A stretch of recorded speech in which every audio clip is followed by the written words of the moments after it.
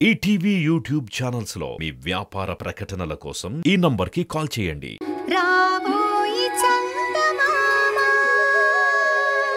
ఏమో అనుకున్నాను కానీ నేను ఎక్స్పెక్ట్ చేసిన దానికంటే నువ్వు చాలా తెలివిగా ఉన్నావు. డబ్బు కోసం నువ్వు నీ భర్త ఇద్దరు కలిసి అన్యాయంగా లక్ష్మి గారిని చంపేశారు.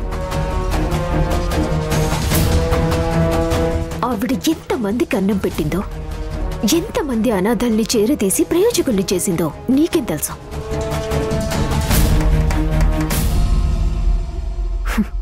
నువ్వు మీ ఆయన ఇద్దరు లాయర్స్ కదా, హత్యలు చేసేసి చాలా తెలివిగా తప్పించుకుందామని ప్లాన్ చేసుంటారు. కానీ మీ దురదృష్టం ఏంటంటే ఈ కేస్ని నేను టేకప్ చేయబోతున్నాను. ఎట్టి పరిస్థితుల్లోనూ మీరు తప్పించుకోవటానికి వీల్లేదు. నీకు నీ భర్తకి శిక్ష పడేలా చేస్తాను. మీరు చాలా ఆవేశంగా ఉన్నట్టున్నారు. ఇప్పుడు నేను మీకు ఏం చెప్పినా మీకు ఎక్కదు. ఎందుకంటే నిజాలు నీకు అర్థం కాకుండా చేయటానికి నీ పక్కన ఇదిగో ఈ మహాతల్లుంది కదా. మీరు పూర్తిగా మోసపోయేంత వరకు మీకు ఏ నిజాలు అర్థం కావు. మీకు నిజాలు తెలిసేసరికి జరగాల్సిన అన్యాయం మొత్తం జరిగిపోతుంది. ఆ తర్వాత మీరు కుమిలిపోవడం తప్ప ఏమీ చేయలేరు. ఏయ్, ఆపుతావా? నిలబడి లెక్చర్స్ ఇవ్వమంటే చాలా ఇస్తావు. మీ ఇద్దరు కలిసి ఒక దేవత లాంటి మనిషిని పొట్టను పెట్టుకున్నారు. ఆ విషయం ఈ ప్రపంచంలో అందరికీ తెలుసు. చూడు రుద్రాణి, ఎక్స్ట్రాలు గనక మాట్లాడావంటే నా సంగతి నీకు బాగా తెలుసు అనుకుంటాను. నీ కంట్రోల్లో నువ్వుంటే మంచిది. ఒక బాధ్యత గల న్యాయవాద వృత్తిలో ఉండి అన్యాయంగా ఒక మంచి మనిషిని చంపేశారు. మీ సంగతి తెలుస్తాను. మీరు ఎలా ఈ కేసు నుంచి బయటపడతారో అది చూస్తాను. మీరు రండి.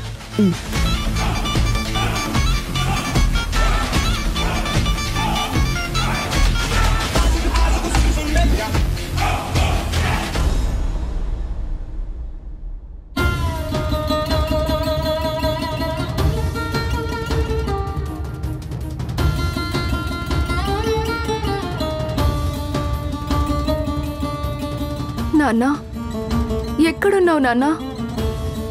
నీకోసం ఎంత వెతుకుతున్నానో తెలుసా? నువ్వు ఎక్కడున్నావో తెలీదు, ఏమైపోయావో తెలీదు, ఎప్పుడొస్తావో తెలీదు. నీకోసం 24 గంటలు ఎదురు చూస్తూనే ఉన్నాను నాన్నా. త్వరగా రా నాన్నా. నాకు ఈ ప్రపంచంలో నువ్వు తప్ప ఇంకెవరూ లేరు నాన్నా.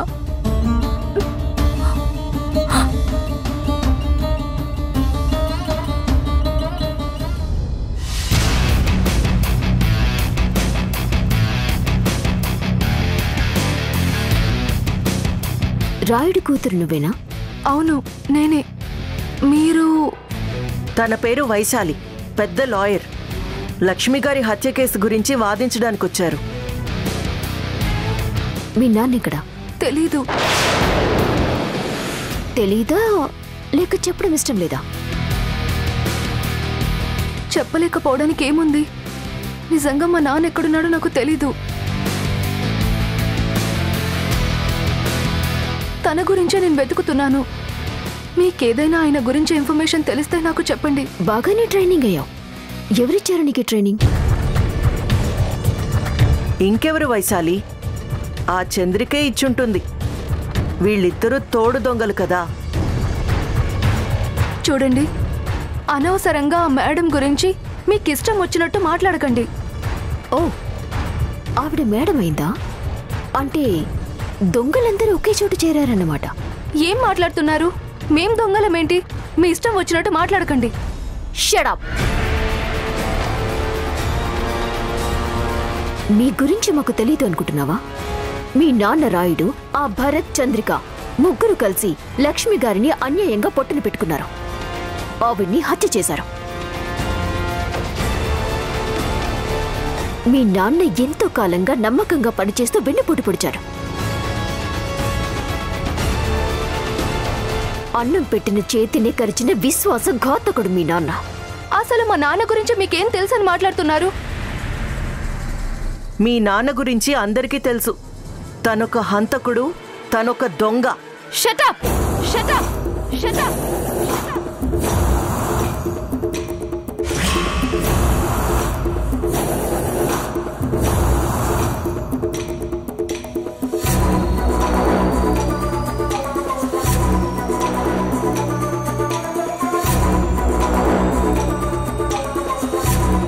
ఇంకొక్క మాట రాయుడు గురించి తప్పుగా మాట్లాడావంటే పళ్ళు రాలు కొడతాను. ఏ మీ తోడు దొంగల గురించి తప్పుగా మాట్లాడితే నీకు రోషం పొడుచుకొచ్చిందా? ఎవరు దొంగ? నువ్వు దొంగవి. నీ స్వార్థం కోసం ఆ వీరభద్రం పక్కన చేరి లక్ష్మి గారి చావుకి నువ్వు కారణమయ్యావు. నువ్వు అసలు దొంగవి. చూడు, రుద్రాని నా మనిషి. తను నాకు సహాయం చేయడానికి వచ్చింది. నీ ఇష్టం వచ్చినట్టు తన మీద నిందలు వేశావంటే నీ మీద పరువు నష్టం దావా వేస్తాను. ఓహో, ఏంటి? నా మీదనే మీరు దావా వేస్తారా? సరే, వెయ్యండి. ఇప్పుడే ఈ క్షణమే మీ ఇద్దరి మీద ఐపీసీ సెక్షన్స్ 442, 452 కింద మీ ఇద్దరి మీద ఈ అమ్మాయి చేత కేసు పెట్టిస్తాను.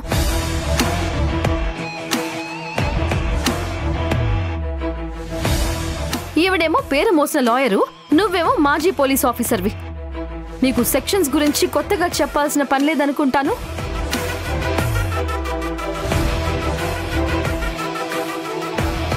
దౌర్జన్యం చేసి బెదిరించడానికి ఇంట్లోకి వచ్చినట్టుగా మీ మీద కేసు పెట్టానంటే ఐపీసీ సెక్షన్ 452 కింద మీ ఇద్దరికి మినిమం 7 సంవత్సరాలు తక్కువ కాకుండా శిక్ష పడుతుంది.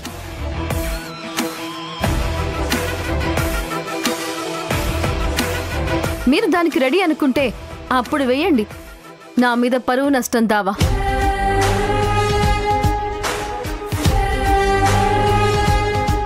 నీ గురించి చాలా విన్నాను. ఇప్పుడు ఫస్ట్ టైం చూస్తున్నాను. నేను అనుకున్న దానికంటే నువ్వు చాలా ముదురు అని నాకు అర్థమైంది. నిన్ను ఎలా డీల్ చేయాలో నాకు బాగా తెలుసు. నా మీద కేసు పెడతానన్నావు కదా, చూస్తాను. నీ సంగతి కోర్టులోనే తేల్చుకుంటాను. ఆ రాయుడు ఎంతకాలం ఇలా దాక్కుంటాడో అది చూస్తాను. ఆ రాయుడికి, నీకు, నీ భర్తకి, ముగ్గురికి కలిపి శిక్ష వేయించకపోతే నా పేరు వైశాలియే కాదు. రా రుద్రాని, వెళ్దాం.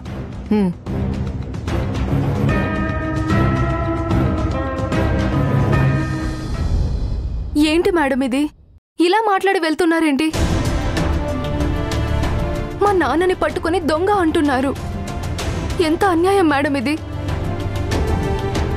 అసలు మా నాన్న ఆ ఇంటి కోసం, ఆ మనుషుల కోసం ఎంత కష్టపడ్డాడు. వాళ్ళ కోసం తన చెయ్యిని కూడా పోగొట్టుకున్నాడు. తన కుటుంబాన్ని నాశనం చేసుకున్నాడు.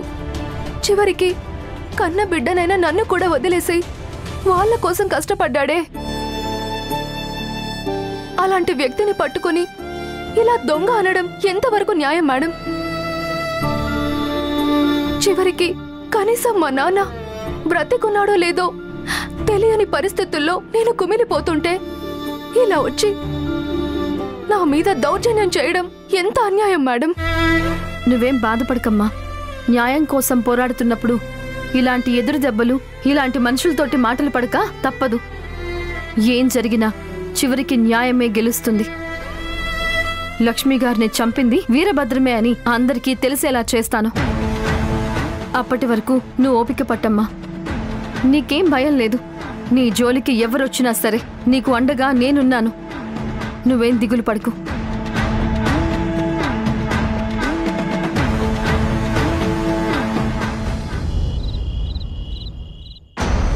వీరభద్రం గారు, ఆ వైశాలి గురించి మీరు చెప్తుంటే ఏవో అనుకున్నాను, కానీ తను చాలా సిన్సియర్. అంతేకాదు, అలాగే చాలా మొండి మనిషి కూడా. ఒకరోజు జర్నీలోనే తనేంటో నాకు అర్థమైపోయింది. ఆ యమ్మి తెలివిగలదనే మా లచ్చమ్మ దాన్ని తెచ్చి ఇంటి కోడల్ని చేసుకుందామని చూసినది.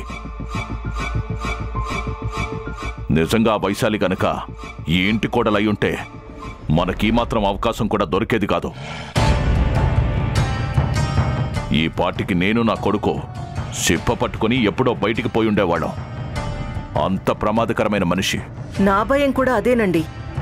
తనని చూస్తేనేమో చాలా సిన్సియర్గా ఉంది. మరి ఈ కేసేమో అన్ని అబద్ధాలతోటి మొదలుపెట్టాం. మరిప్పుడు ఏరి కోరి ఈ వైశాలియే కావాలని పిటిషన్ వేసి తనని పబ్లిక్ ప్రాసిక్యూటర్గా తీసుకొచ్చి పెట్టారు.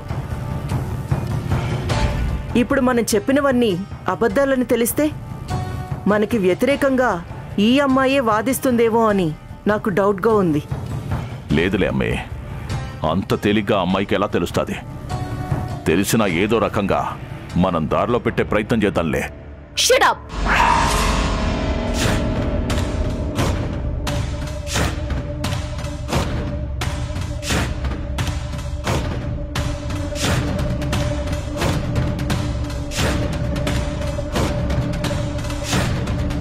అమ్మా, నన్ను క్షమించండి అమ్మా. ఈ ఒక్కసారి మా తప్పు కాయండి. Shut up. నేను దేన్నైనా సహిస్తానేమో కానీ అబద్ధాలు చెప్తే మాత్రం నేను అస్సలు సహించను. అయినా నిన్ను కలవటం నాకు ఇష్టం లేదని చెప్పాను కదా, మళ్ళీ ఇక్కడికి ఎందుకు వచ్చావు? అదేనమ్మా, మీ ఇంటి దగ్గర నన్ను కలవనీయట్లేదని ఇక్కడికి వచ్చానమ్మా. దయచేసి ఈ ఒక్కసారి నా తప్పు కాయండి. Shut up. అంటే నేను అన్యాయంగా ఈ కేసు వాదించాలి అంటావా? నీకు ముందే చెప్పాను, నా దగ్గర ఎట్టి పరిస్థితుల్లోనూ అబద్ధాలు చెప్పొద్దు అని. నిజాలు చెప్పు అన్నాను.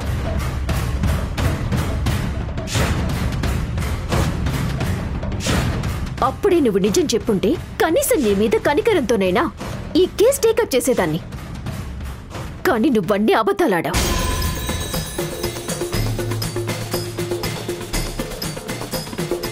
ఎట్టి పరిస్థితుల్లోనూ నీ కేసుని నేను తీసుకోను. అలాగే కోర్టులో ఆ కేసు గెలవనివ్వను. అమ్మా, మీ కాళ్ళు పట్టుకుంటానమ్మా. దయచేసి నా మాట వినండి అమ్మా. ఈ కేసు తీసుకుంటే గెలుస్తానన్న ఉద్దేశంతో మీ వెంట తిరిగానమ్మా. నిజం చెప్తే మీరు ఈ కేసు తీసుకోరని తెలియక అబద్ధం చెప్పానమ్మా. ఈ ఒక్కసారికి నా తప్పు క్షమించండి అమ్మా. హే, వద్దు.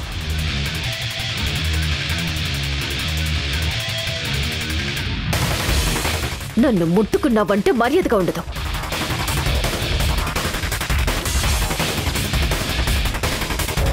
నీలాంటి వాణ్ణి పొరపాటును కూడా క్షమించను. వెళ్ళిపో. మళ్ళీ నా కళ్ళ ముందు కనిపించావంటే బాగోదు. దూరంగా వెళ్ళిపో. అమ్మా, అది కాదమ్మా. Shut up. ముందిక్కడి నుంచి వెళ్తావా లేక పోలీసులు పిలిపించమంటావా? వద్దులేండమ్మా, వెళ్తాను.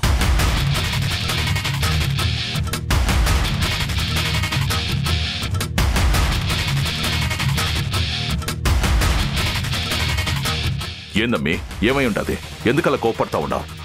చూడండి అంకల్, నా దగ్గర అబద్ధాలు చెప్పి నేను కేసు తీసుకునేలాగా చేశాడు. అతని కోడలు సూసైడ్ చేసుకుని చనిపోతే ప్రమాదంలో చనిపోయిందని నాకు అబద్ధం చెప్పాడు. ఎక్కడ వాళ్ళ కొడుకుని అరెస్ట్ చేస్తారో అని కావాలని నా దగ్గర నిజాలు దాచి నేను ఈ కేసు టేకప్ చేసేలా చేశాడు. పోస్ట్ మార్టంలో నిజం బయటపడేసరికి ఇప్పుడు తప్పైపోయింది, క్షమించమని కాళ్ళ మీద పడుతున్నాడు. ఎలా అంకుల్ ఇలాంటి వాళ్ళని క్షమించాలి? భార్య భర్తల మధ్య గొడవ జరిగి ఏదో క్షణికావేశంలో ఆ అమ్మాయి చనిపోతే చనిపోయి ఉండొచ్చు, కానీ నా దగ్గర నిజం చెప్పాలి కదా. ఆ అమ్మాయి సూసైడ్ చేసుకోవటంలో ఇతని కొడుకు ప్రమేయం లేకపోవచ్చు. నాకు అబద్ధం చెప్పడం వెనుక ఒక నిజాన్ని దాచే ఆలోచన మాత్రం ఖచ్చితంగా ఉంది.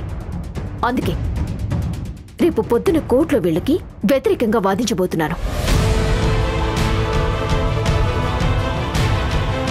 చూస్తాను వీళ్ళు ఎలా ఈ కేసు గెలుస్తారో అది చూస్తాను. అది కాదమ్మా, నీ కాడ నిజం చెప్పడానికి భయపడి ఉంటాడు. నీకిష్టం లేకపోతే కేసు వదిలే, ఇంకొకళ్ళు చూసుకుంటాడు. అంతేగాని నువ్వు వ్యతిరేకంగా ఎందుకు వాదిస్తావమ్మా? లేదంకా, నేను మాత్రం దేన్నైనా క్షమిస్తాను, కానీ మోసాన్ని మాత్రం క్షమించను. ఒక మనిషి దగ్గర అబద్ధం చెప్తున్నారు అంటే వాళ్ళ ఆలోచన ఖచ్చితంగా ఎదుటి వాళ్ళని మోసం చేయటమే. మోసం అంటేనే ఆ కేసులో న్యాయం లేదు అని అర్థం. వదలంగా, నేను ఎట్టి పరిస్థితుల్లోనూ ఇలాంటి వాళ్ళని వదలను, అస్సలు క్షమించను. సరే వైశాలి, వదిలే. ఇప్పుడు మనం ఆ మ్యాటర్ డిస్కస్ చేసుకోవడం ఎందుకు? సరే, లోపలికి వెళ్దాం పదా. ఐఎమ్ సారీ రుద్రాణి, నాకు మూడేం బాలేదు. నేను ఈ కేసు గురించి కాస్త డీటెయిల్గా మీతో మాట్లాడదామని వచ్చాను.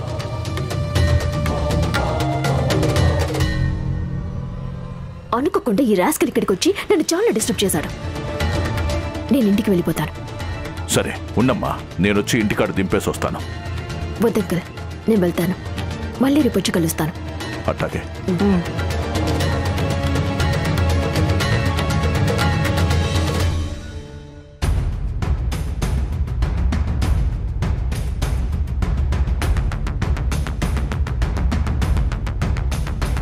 ఏందమ్మా ఇది? ఇట్టా ఉండదేంది? మరి ఇంత కోపం ఏంది? మరి ఏమనుకుంటున్నారండి? ఏదన్నా తేడా వస్తే కనీసం మీ మగవాళ్ళైనా కనికరిస్తారేమో కానీ మా ఆడవాళ్లకి అలాంటివేం ఉండవు. తప్పు చేసిన వాళ్ళని తెలిస్తే ఎదుటోళ్ళని చీల్చి చెండాడేస్తారు. వాడెవడో ఒక కేసులో ఇంత చీట్ చేశాడని తెలిస్తేనే వాడికి వ్యతిరేకంగా వాదిస్తాను అంటుంది. ఇక ఈ కేసులో మనం అబద్ధం చెప్పామన్న విషయం గనక పొరపాటున పసిగట్టిందో మీకు ఉరి శిక్ష ఖాయం. ఇదిగో అమ్మే, నువ్వు అనవసరంగా భయపెట్టకాకు. భయపెట్టడం కాదండి, జాగ్రత్త పడమని చెప్తున్నాను. ఎట్టి పరిస్థితుల్లోనూ తనకి నిజాలు తెలియకుండా కాస్త జాగ్రత్తగా మేనేజ్ చేయండి. మీరే చూశారు కదా, ఆ రోజు మీ అమ్మగారు గబుక్కున రాయుడు గురించి చెప్పేశారు. అలాగే గబుక్కున ఎక్కడైనా నోరు జారారంటే అసలుకే మోసం వస్తుంది. కొంచెం జాగ్రత్తగా ఉండండి. అట్టగే అమ్మే, జాగ్రత్తగానే ఉండాలా. అందుకే మా అమ్మని వైశాలి వచ్చినప్పుడు నోరెత్తమాకని అమ్మకి గట్టిగా చెప్పుండా. ఒక మీ అమ్మే కాదండి, మీరు కూడా కొంచెం జాగ్రత్తగా ఉండాలి. అలాగే రాయుడి కూతురి నుంచి కూడా ఏదైనా ఇన్ఫర్మేషన్ వస్తుందేమో ఒక కంట కనిపెడుతూ ఉండాలి. అట్టగేనమ్మే, భరత్కి ఉరిశిక్ష పడేంత వరకు నేను కొంచెం జాగ్రత్తగానే ఉంటాను.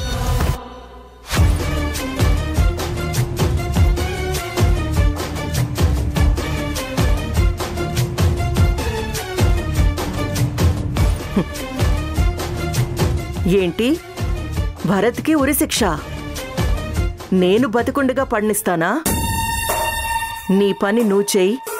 భరత్ని ఎలా బయటికి లాక్కురావాలో నేను చూసుకుంటాను. ఈ కేసుకి నా పెళ్లికి ముడిపెట్టి ఎలా డ్రామా ఆడతానో చూస్తూ ఉండు.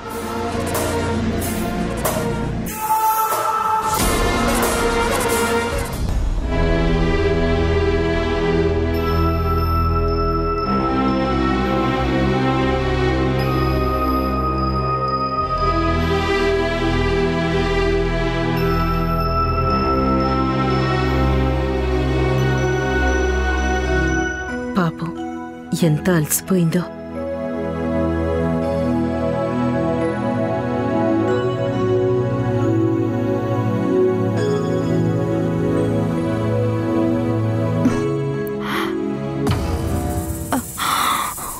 నువ్వేం కంగారు పడకమ్మా. బాగా అలసిపోయినట్టున్నావు కదా, ఇవన్నీ నేను సర్దుతానులే. నువ్వు వెళ్ళి పాప దగ్గర పడుకోపో. లేదత్తయ్య, నేనింకా స్టడీ చేయాల్సింది చాలా ఉంది. బాగా అలసిపోయినట్టున్నావమ్మా, ఈ పూట పడుకో. కావాలంటే పొద్దున్నే లేచి ఇంకోసారి చూసుకోవచ్చు. లేదత్తయ్య, టైం సరిపోదు. ఈ కేసు మీద స్టడీ చేయాల్సింది చాలా ఉంది. చాలా రిఫరెన్సెస్ తీసుకోవాలి. అటు సైడ్ ఉన్నది వైశాలి. వైశాలి చాలా తెలివిగల లాయర్, చాలా సీనియర్ లాయర్. తనకి చాలా అనుభవం ఉంది అత్తయ్య. తనని ఢీకొట్టి బయటపడాలంటే మామూలు విషయం కాదు. ఏంటమ్మా ఇది? మన జీవితంలో ప్రశాంతత అనేది ఉండదా? ఒక సమస్య తర్వాత ఇంకో సమస్య ఎప్పుడూ ఎదురవుతూనే ఉంటుంది. ఆ రుద్రాణితో ఇంతకాలం ఫైట్ చేస్తూనే ఉన్నాం. రుద్రాణి దగ్గర నుంచి తప్పించుకున్నాం అనేసరికి వచ్చి ఇక్కడ పడ్డాం. ఇక్కడ చూస్తే చుట్టూ రాక్షసుల్లాంటి మనుషులు. ఎప్పుడు ఏ క్షణంలో ఏం జరుగుతుందో తెలియని పరిస్థితి. వీటి నుంచి బయటపడటానికి అవకాశం ఉన్నా కానీ బయటికి రాలేకపోయాం. ఇప్పుడు వెళ్ళిపోవాలి అనుకున్నా గాని బయటపడలేకుండా కేసుల్లో ఇరుక్కుపోయాం. ఇక జీవితానికి ప్రశాంతత అనేది ఉండదా అనిపిస్తోంది. అత్తయ్య, నేను ఈ మధ్యన ఎక్కడో విన్నానత్తయ్య, ఆ దేవుడు కూడా కష్టాల్ని ఎదుర్కొనేవాడికే కష్టాలు ఎక్కువ పెడతాడట. అడ్డం తిరిగేవాడు అవసరమైతే ప్రాణత్యాగమైనా చేస్తాడే తప్ప సమస్యని ఎదుర్కోవడానికి సిద్ధంగా ఉండడు. అందుకే ఆ భగవంతుడు కూడా అలాంటి మూర్ఖుడితో మనకెందుకు అని అతన్ని వదిలేస్తాడట. నిజమేనమ్మా. ఇలాంటి సిచ్యుయేషన్లో కూడా ఇలా నవ్వుకోగలగాలి అంటే చాలా గుండె ధైర్యం కావాలి. అది అందరి వల్ల కాదు. నా బాధంతా నీ కూతురు గురించే. పాపం అమ్మా నాన్నలతో కలిసి తను పట్టుమని 10 రోజులు కూడా ఆనందంగా ఉన్నది లేదు. ఎప్పుడూ ఏదో ఒక సమస్య. అసలు అందరికంటే పెద్ద సమస్య ఎవరంటే ఆ రుద్రాణి. ఎవరికైనా చెడు కాలం అనేది కొంతవరకే ఉంటుంది, కానీ మనకి మాత్రం ఆ రుద్రాణి రూపంలో జీవితాంతం వెంటాడుతూ ఉండేలా ఉంది. ఎక్కడికి వెళ్తే అక్కడ మనకి శత్రువులా తయారవుతూనే ఉంది. ఇప్పుడు చూడు, పోయి ఆ వీరభద్రం పక్కన చేరి చివరికి మనకే ఎలా ఎసరు పెడుతోందో. అత్తయ్య, రుద్రాణి చేయని పనులంటూ ఏమైనా ఉన్నాయా? ఎన్నిసార్లు మన మీద అటాక్ చేయాలని చూసింది? ఎన్నిసార్లు మనల్ని కోర్టుకు లాగింది? ఎన్నిసార్లు మన మీద కేసులు పెట్టింది? కానీ చివరికి ఏం సాధించింది? 3 సార్లు ఆయనతో పెళ్లికి సిద్ధపడి ఆఖరి నిమిషంలో ఫెయిల్ అయింది. ఇప్పుడు అంతే, ప్రయత్నమే చేస్తుంది, కానీ ఫలితం మాత్రం మనకు అనుకూలంగా వస్తుంది.